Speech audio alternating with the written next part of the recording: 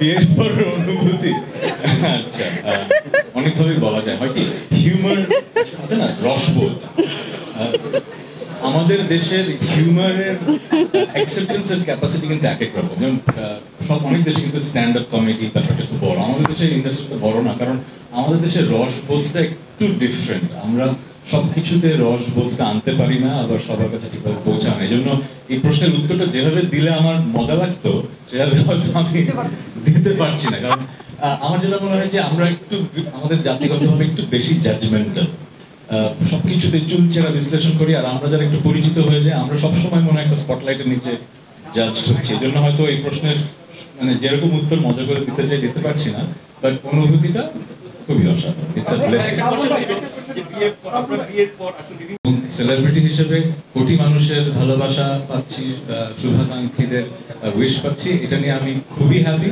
But আমরা এমন একটা দেশে বসবাস করি যেখানে আসলে সব দেশে নেগেটিভিটি থাকে, আমাদের দেশে একটু বেশি চর্চা হয় এবং কাটতির জন্য এই ব্যাপারটা হয়। সবাই সবার কাটতির কথা চিন্তা করে, আমি তাদেরকে দোষ দেবো না। যে ইন্টারভিউ নিচ্ছে সেও কাটতির জন্য, যে ইন্টারভিউ দিচ্ছে সেও কাটতির জন্য। সো আমার কাজ হচ্ছে যে ওই যে বললাম, বছরের পর বছর গান করে যাওয়া, মানুষের মনের মাঝে জায়গা করে নেওয়া, তাদের সাথে বন্ধ হবে। 18 কোটি মানুষের 18 কোটি মানুষই তো আমার শুভাকাঙ্ক্ষী নয়, তাই না? আমি এটা বুঝি, পৃথিবীতে এমন কোনো মানুষ তো নাই। সো আমার কথা হচ্ছে আমি যাদের জন্য গান করি, তাদের জন্য গান করছি, তারা আমার এই সময়টায় খুশি হয়েছে।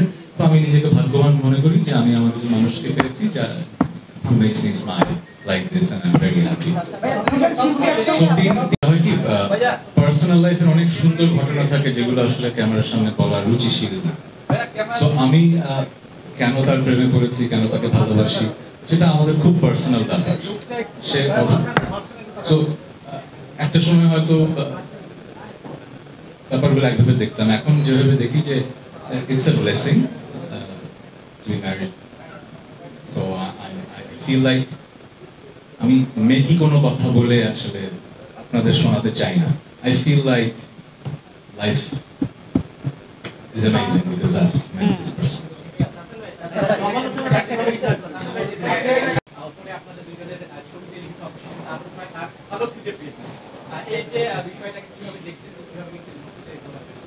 ওই যে বললাম, সেলিব্রিটি তো আছেন, আর্টিস্ট আছেন, আর সাধারণ মানুষ আছেন।